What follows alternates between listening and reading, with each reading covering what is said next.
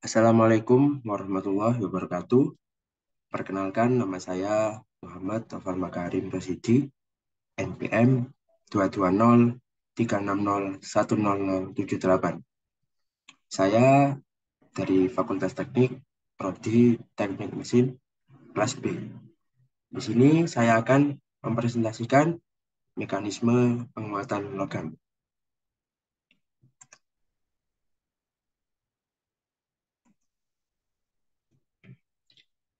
Pengertian.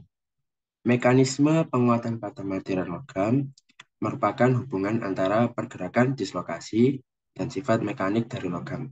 Kemampuan suatu material logam untuk diubah secara plastis tergantung pada kemampuan dislokasi untuk dapat bergerak. Dislokasi adalah gangguan yang bersifat linear, seperti ketidaksempurnaan suatu dimensi pada paham geometris dari susunan atom. Bergesernya atom dari susunan yang seharusnya sangat mudah terjadi, terutama bila dalam bentuk kristal.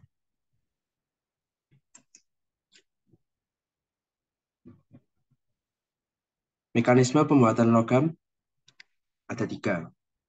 Yang pertama, reduksi ukuran butir atau yang disebut grain size reduction.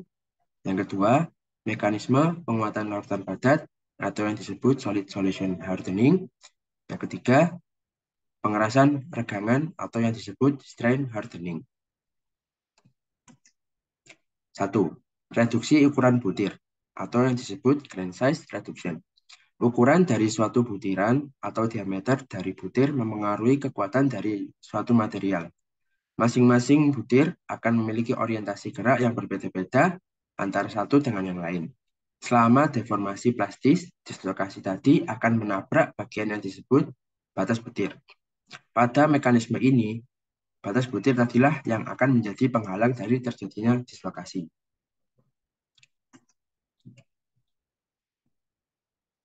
Antara butir A dengan butir B memiliki orientasi pergerakan yang berbeda. Jika dislokasi bergerak searah dengan pergerakan butir A, maka ketika dislokasi tadi bergerak ke arah butir B, maka ia akan terlebih dahulu menabrak bagian batas butir untuk kemudian mengubah arah orientasinya mengikuti butir B. Oleh karena itu, batas butir di sini dapat diartikan sebagai barrier atau penghalang. Semakin kecil ukuran dari butir atau semakin kecil diameternya, maka akan semakin banyak terdapat daerah batas butir yang akan menjadi penghalang dari terjadinya dislokasi. Material dengan butir yang baik atau yang disebut butir kecil akan memiliki kekuatan yang lebih tinggi dibanding material yang memiliki butir kasar atau yang disebut butir besar, karena memiliki lebih banyak batas butir. Yang kedua, mekanisme penguatan larutan padat atau yang disebut solid solution hardening. Mekanisme lainnya adalah dengan menggunakan atom lain yang disisipkan atau mengganti salah satu atom dalam unit sel. Logam dalam keadaan murninya memiliki sifat yang lemah dan lebih lembut.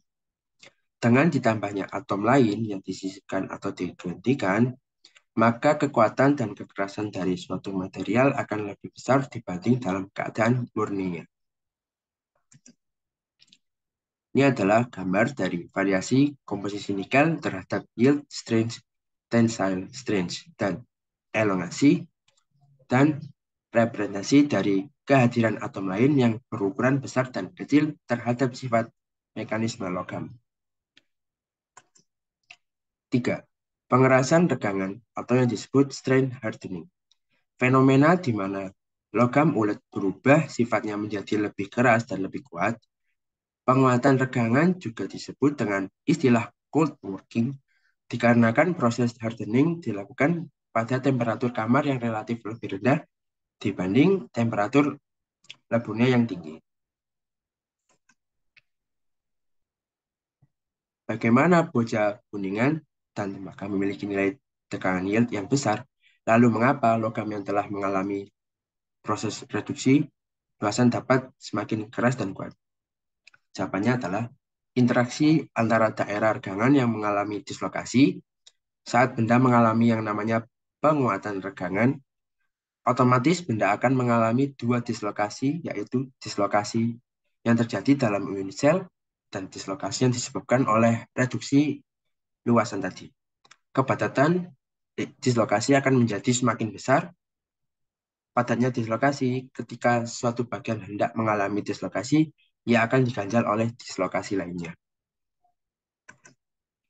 Kesimpulannya adalah, logam merupakan bahan material yang memiliki ketahanan yang lebih kuat dibandingkan dengan bahan material lainnya. Kekuatan logam tersebut ada yang didapat dengan cara alami dan juga ada yang diberi perlakuan yang dapat menguatkan logam.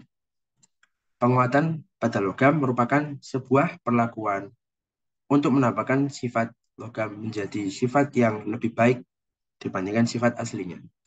Penguatan pada logam dapat dilakukan dengan cara grain size reduction, solid solution alloying, dan strength hardening. Terima kasih telah mendengarkan presentasi dari saya. Saya Novel Makarim. Assalamualaikum warahmatullahi wabarakatuh.